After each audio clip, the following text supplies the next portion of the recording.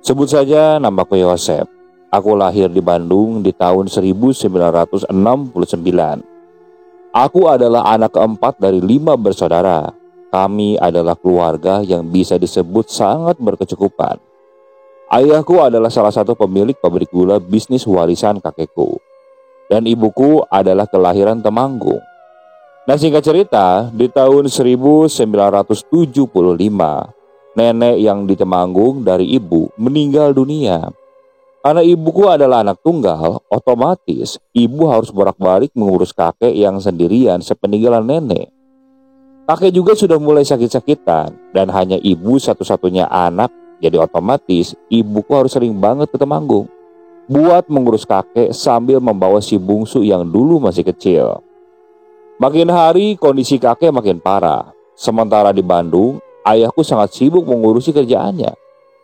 Akhirnya dengan penuh pertimbangan, kira-kira di tahun 1977, kami semua memutuskan tinggal di Temanggung. Kakak-kakak dan aku pindah sekolah sekalian di Temanggung. Sementara ayahku yang bolak-balik antara Bandung sampai ke Temanggung. Nah, kami itu di sana tinggal satu rumah dengan kakek.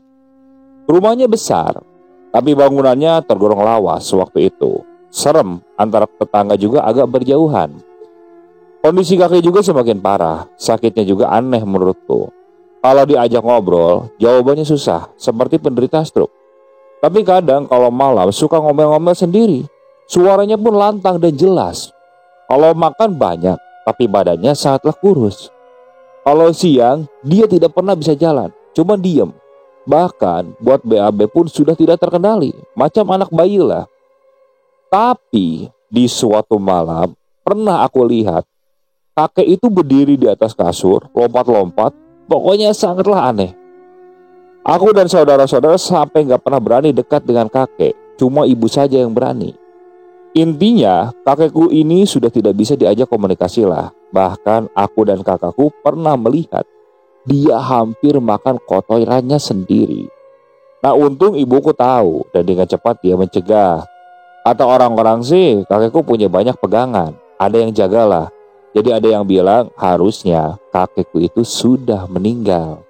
Tapi karena ada satu penjaga yang gak mau ninggalin raganya, jadilah dia seperti itu. Kami pun mencari solusi bagaimana caranya kakek agar terlepas dari penderitaannya. Akhirnya kami didatangi Romo buat mengusir satu sosok penjaga yang berada di dalam tubuh kakek itu. Saat prosesi pembersihan ini berlangsung, aku dan kakak-kakakku ikut melihat di sana. Nah, di situ terlihat kakek ini ngamuk-ngamuk. Bahkan Romo yang melakukan pembersihan itu pun habis dimaki-maki oleh kakek. Namun akhirnya proses itu pun berjalan lancar. Nah, di sana terjadilah perubahan yang signifikan kepada kakekku. Dia mulai tenang dan tidak aneh lagi setiap malam. Tapi dia sudah menolak makan sejak saat itu. Sekitar 2 minggu kemudian setelah kejadian tersebut, tepatnya di malam Natal tahun 1979, kakekku meninggal dunia. Meski dibilang kakekku adalah aliran kepercayaannya kejawen, tapi kakekku ini dimakamkan secara Katolik. Karena sejak menikah dengan ayah, ibu menjadi Katolik, ikut dengan keluarga di Bandung. Dan prosesi berjalan lancar dan wajar saja. Kami pun mengadakan sembahyang di rumah selama 7 hari.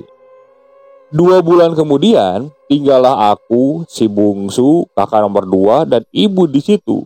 Sementara ayah di Bandung dan kakak nomor 1 kuliah di Jogja.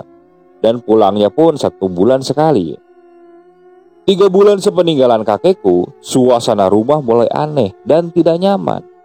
Di sana mulai terjadi hal-hal yang tidak wajar. Hampir setiap malam aku dengar suara orang jalan di sepanjang ruangan tamu dan di ruangan tengah.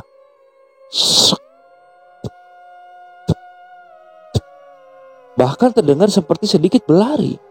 Dan itu hampir terjadi setiap malam.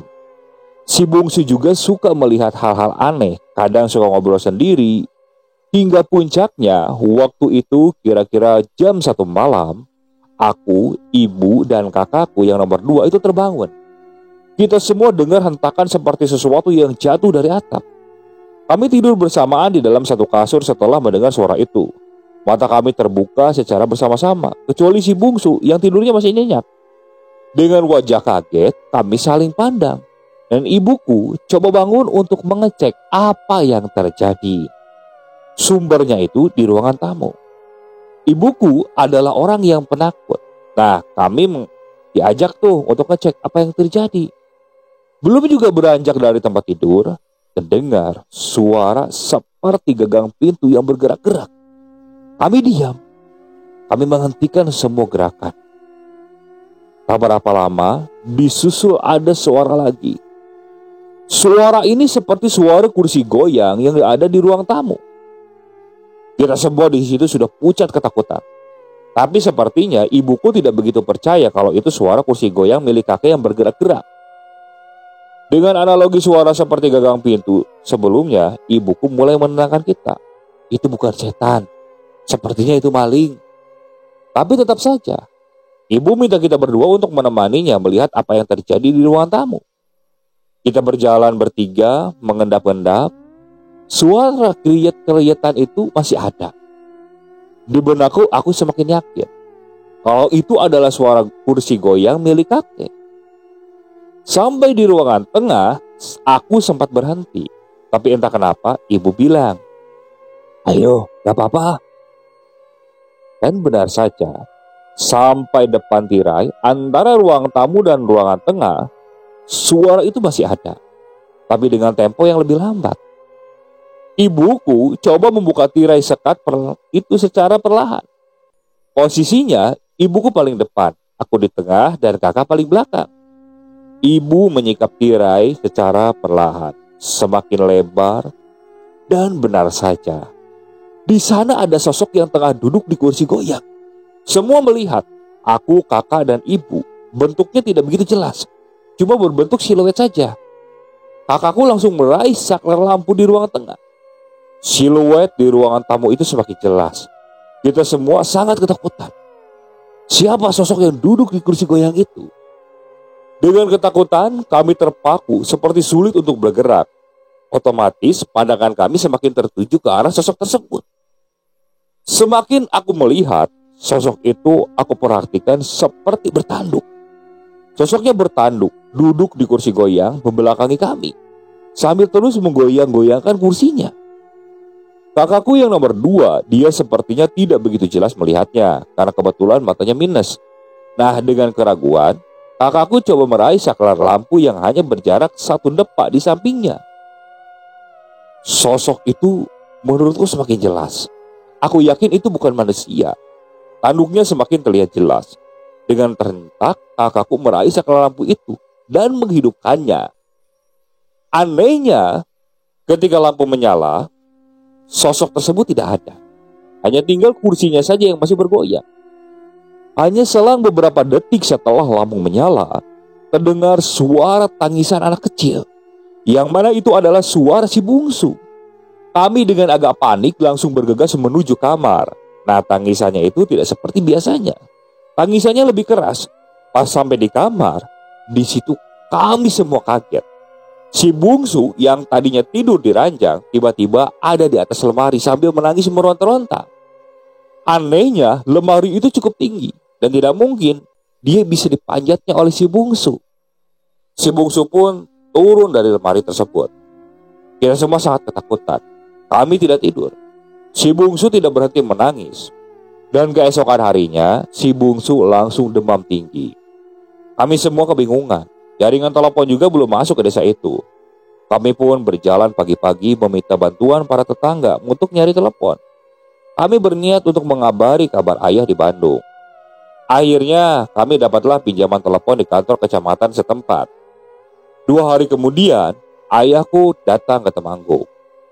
Sesamanya di Temanggung, ibu dan kakak menceritakan apa yang terjadi. Tapi sepertinya ayah tidak percaya. Ayahku memang kurang percaya dengan hal-hal seperti itu. Kami pun terus meyakinkan.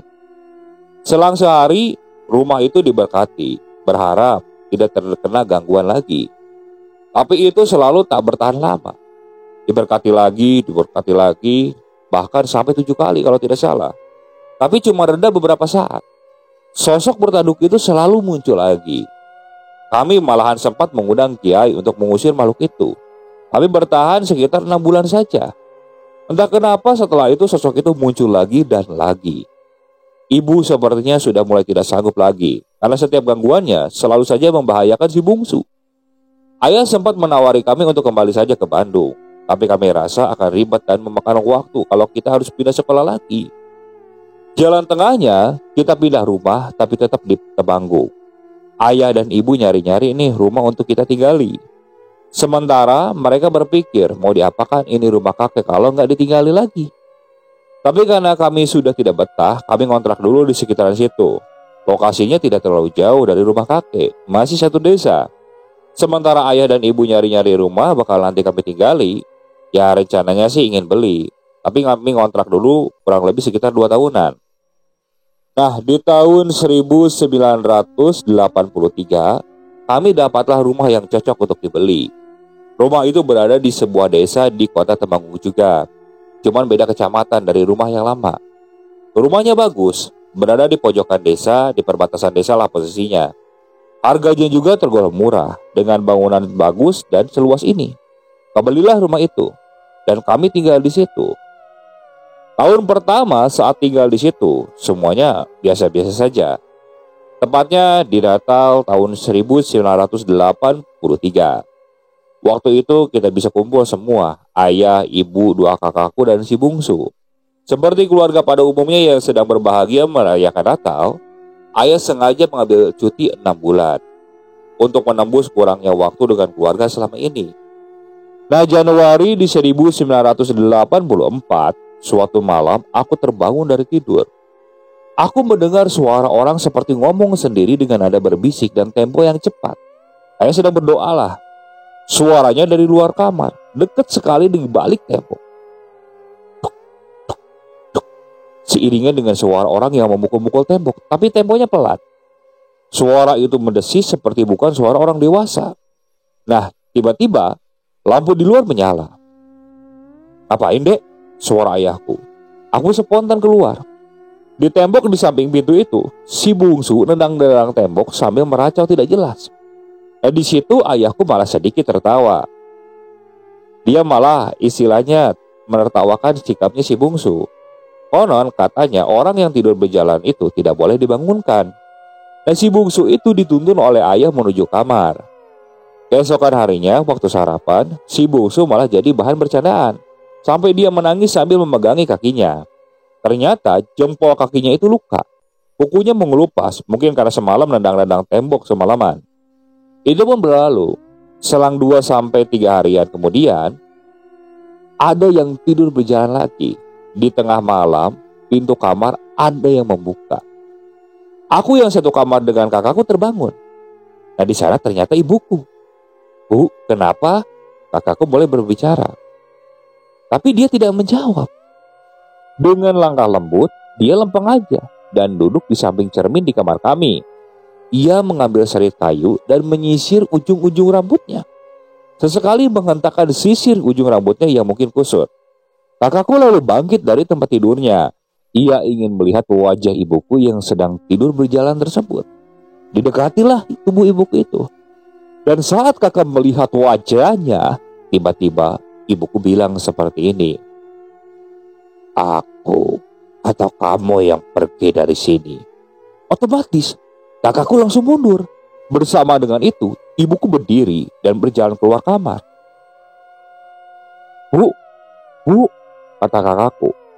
Akhirnya kita ikuti jalannya ibu. Ternyata dia berjalan menuju kamarnya. Keesokan harinya kita tanya dong ke ibu. Tapi ibu bilang dia tidak tahu. Memang kalau orang ngelindur atau tidur berjalan itu gak kerasa. Nah, kami semua belum ngeh dengan pertanda-pertanda itu. Soalnya habis kejadian itu, tak ada lagi kejadian orang yang ngelindur lagi. Hampir 3 bulan tidak ada kejadian apa-apa. Ya cukup lama gak ada kejadian. Dan di suatu malam, tiba-tiba kami mendengar ada suara yang seperti nyemplung ke dalam kolam di samping rumah. Aku penasaran, tapi entah kenapa aku terlalu takut untuk melihat keluar. Aku pun melanjutkan diri untuk tidur. Nah, keesokan harinya kita semua terbangun oleh suara ibu. "Niko!" Ibu menyebut si bungsu. Kita semua bergegas menuju sumber suara. Di pinggir kolam, ibu menangis dengan setengah badan masih berada di dalam kolam. Di depannya, si bungsu tergeletak membiru. Ternyata semalam itu adalah si bungsu. Dia tidur sambil berjalan dan menyeburkan diri ke kolam.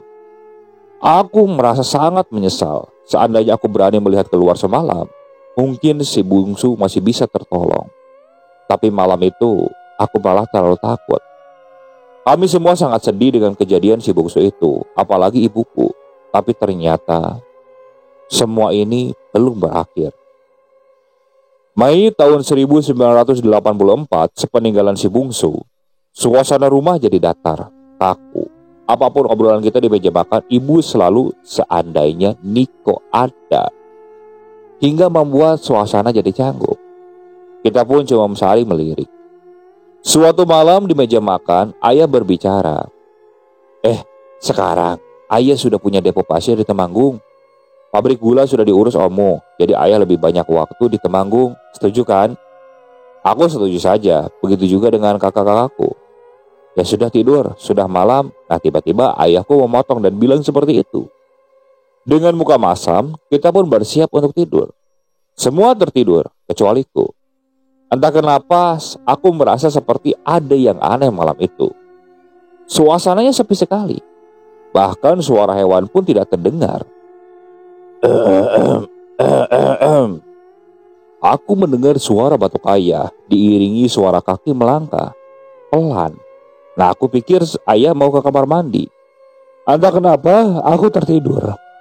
Dan tahu-tahu bangun pagi harinya itu karena terdengar suara tangisan kakakku di perkarangan belakang rumah.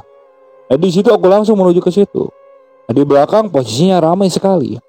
Selang dari mulut pintu, tubuhku diraih oleh seseorang, tetanggaku. Aku tidak ingat siapa. Seakan dia tidak memperbolehkanku untuk melihat keluar.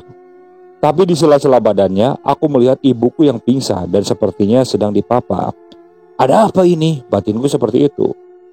Dan ternyata di sana, ayahku ditemukan sudah tidak bernyawa. Belakangan polisi mengatakan ia bunuh diri, tapi rasanya tidak mungkin. Kami sangat mengenal ayah. Dia begitu fanatik dengan agamanya, jadi tidak mungkin ayah memilih jalur tersebut. Kalau orang bilang ayah itu putus asa karena meninggalnya si bungsu, itu tidak mungkin juga. Karena belakangan ini, ayah tidak terlihat seperti itu. Bahkan malam terakhir, aku lihat ayah itu begitu optimis dengan usahanya. Bahkan ibu juga bilang, semalam tidak ada masalah apa-apa, malah ayah itu sangat baik. Menjelang tidur, ayah juga sempat menasihati ibu supaya bersabar dan berdoa. Jadi rasanya tidak mungkin kalau ayah memilih jalan tersebut. Jadi saat itu aku berpikir, ya sudahlah, mungkin sudah takdirnya. Aku juga tidak mau ambil pusing. Singkat cerita, beberapa hari kemudian, aku bermimpi bertemu ayah dan si bungsu. Di mimpi tersebut, ayah dan si bungsu mendekatiku dan berteriak di telinga kanan dan kiri. Tolong, sekarang pergi dari rumahku. Suaranya keras, memekakan telinga, dan seketika aku terbangun dengan dengung nyeri di telinga. Bahkan suara itu terasa sangatlah nyata. Tolong pergi dari ini. Tolong pergi dari sini. Ini adalah rumahku. Kata-kata itu terus terngiang-ngiang. Di dalam mimpiku, ayah dan adikku yang bungsu itu pasti dalam bahasa Jawa. Padahal nyatanya, dulu ayah itu tidak fasih dalam bahasa Jawa. Dia sering bertanya dengan kata-kata Jawa yang dia tidak mengerti, apalagi adik bungsuku. Di situ aku langsung menangis dan melompat ke ranjang kakak di sebelah sambil menggenggamnya dan berdoa di situ. Aku benar-benar ketakutan. Hingga akhirnya malam itu aku benar-benar tidak bisa tidur sampai matahari terbit. Keesok harinya pun aku tidak mampu bercerita kepada ibu. Selain hanya mimpi, aku takut kalau menambah kesedihan di keluarga kami. Hari itu aku berangkat ke sekolah seperti biasa. Di kelas juga aku benar-benar tidak fokus, seperti ada yang mengganjal di hatiku. Tapi aku tidak tahu apa itu. Perasaan tidak enak. Dan benar saja, habis istirahat kedua, aku dijemput oleh kakakku dan disuruh pulang. Katanya ibu sakit. Aku sempat tanya, ibu kenapa kak? Udah kita pulang aja dulu. Tadi ibu nyariin kamu terus soalnya, kata kakakku sambil menyeret tanganku tergesa-gesa. Sampai di rumah, ibu sudah terbaring di ranjang. Nah, di sana ada Pak Mantri Desa. Jadi hari itu, Katanya ibuku jatuh di kamar mandi. Menurut pemantri, sarafnya mati sebelah. Dari mata kanan sampai kaki kanan itu sulit digerakkan. Ya kata pemantri sih, itu terkena stroke. Selang 2 minggu setelah kejadian itu, semua sarafnya mati total. Ibu sempat dibawa ke rumah sakit selama 2 bulan. Dan di sana ibu sudah mulai bisa ngomong, tapi pelok lah. Tapi di situ ibu selalu ingin pulang. Aku sih sebenarnya ingin ibu dirawat di rumah sakit dulu sampai sembuh. Tapi beliau selalu minta pulang. Padahal belum bisa jalan dan harus pakai kursi roda. Akhirnya ibu dibawa pulang ke rumah di Temanggung. Di rumah ibu dirawat seadanya. Paling didatangi mantri 2 minggu sekali. Maklum semenjak ditinggal ayah, perekonomian kami memburuk. Kakak pertama cuti kuliah, sampai akhirnya gak ingin nerusin lagi. Kakak yang kedua yang baru lulus SMA saja menganggur. Sementara aku masih SMP, kita cuma ngandelin uang dari kiriman saudara di Bandung. Pokoknya berat banget buat pikiran saat itu. Dalam usiaku yang memang masih sangat muda. Setiap hari, aku dan kakak-kakakku bergantian merawat ibu. Dari memandikan, makan, sampai bersih-bersih rumah. Kita juga bergantian jagain ibu kalau malam. Rutinitas itu berjalan kira-kira 2 bulan, kalau tidak salah. Sampai di suatu malam, pas giliranku jaga di kamar ibu. Jadi posisinya, ibu tidur di ranjang dan aku di lantai beralaskan kasur. Nah di situ, aku terbangun dan mendapat ibu tidak ada di ranjang. Padahal kan ibu tidak bisa jalan. Aku keluar, aku panggil-panggil. Bu, ibu, ibu. Suasana gelap. Aku takut sekali. Di situ, aku hanya berdoa. Semoga tidak terjadi apa-apa. Aku bangunin kakak. Nah di situ, aku bilang kepada kakak, Mas, ibu gak ada di kamar. Kakakku langsung bangun kan. Kamu gak bohong? Enggak. Kakakku langsung keluar. Kita cari keluar, keliling ruangan bersama kakak pertamaku. Tidak butuh waktu lama untuk mencari ibu. Kita melihat ibu duduk di ruangan tamu menghadap keluar dengan posisi jendela terbuka. Memang di sini adalah tempat favorit beliau waktu beliau masih sehat. Tapi anehnya kok ibu bisa berjalan dan buka jendela? Kalau tidak salah, saat itu aku masih bisa melihat jam. Jam menunjukkan antara pukul 1 sampai pukul 2. Bu, kakakku memanggil. Sembari menyalakan lampu. Tapi tidak ada jawaban. Kita mendekatinya. Nah di situ kita melihat. Mata ibu terpejam. Aku memegang bahunya dan merapatkan tanganku. Nah di situ rasanya dingin sekali. Aku terkejut. Aku langsung melepaskan peganganku. Nah tiba-tiba kakakku langsung memeriksa nadinya. Dia langsung menatapku. Kakakku lalu menundukkan kepalanya. Di situ aku langsung tahu apa yang terjadi. Aku langsung jatuh dan bersimpuh menangis sejadi-jadinya. Cobaan apa lagi ini? Kakakku yang kedua bangun. Kita menangis bersama-sama. Waktu itu yang ada di pikiran cuma satu. Kenapa ini bisa terjadi? Sepertinya aku lebih baik mati daripada hidup seperti ini. Setelah kejadian itu, kami ditolong oleh gereja. Kami dikasih tempat tinggal ya walaupun sederhana. Tapi kami merasa lebih nyaman dan aman. Tapi kakak pertamaku sempat depresi dan sampai masuk rumah sakit jiwa. Tapi sembuh dan sebelum dia meninggal di tahun 2006. Nah beliau sempat cerita banyak sekali tentang apa yang terjadi. Katanya 5 hari setelah ibuku meninggal, ada warga yang merasa janggal kenapa setiap orang yang tinggal di rumah itu selalu meninggal dengan cara yang sama. Yaitu tidur berjalan. Karena penghuni sebelumnya juga begitu, bahkan lebih ekstrim. Ada yang tidur berjalan sampai jalan raya, membacok dirinya dan berujung pada kematian. Dan itu yang mendorong kakakku kenapa waktu tersebut menyuruh kita semua pindah ke gereja. Bahkan Romo juga menyarankan supaya kita semua tinggal di gereja. Kakakku saat itu memilih untuk menjual rumah tersebut. Bukan tidak mau kita meninggalnya lagi, tapi kita sangat trauma juga dengan kejadian tersebut. 3 keluarga kita meninggal di sana. Setelah 2006 kakak pertamaku meninggal, aku sempat untuk mencari informasi tentang rumah tersebut. Tapi ternyata sangat sulit. Karena ternyata rumah tersebut sekarang sudah dibongkar dan dijadikan sebuah pabrik. Aku sempat mencari informasi di desa sekitar juga. Ternyata sudah sulit. Hingga akhirnya sampai sekarang pun aku tidak menemukan informasi apa-apa. Yang aku tahu Rumah tersebut ternyata benar-benar mengerikan. Di dalam rumah itu, ibu, ayah, dan adik bungsuku telah meninggal dunia.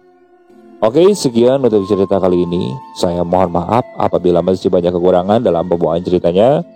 Saya ucapkan banyak terima kasih juga kepada para penonton yang benar-benar setia mengikuti cerita dari channel Keramat Horor ini. Semoga kalian selalu diberikan kesehatan, dilancarkan rezekinya, dan dijauhkan dari musibah. Terus ikuti cerita yang dibawakan oleh channel Keramat Horor ini. Assalamualaikum warahmatullahi wabarakatuh.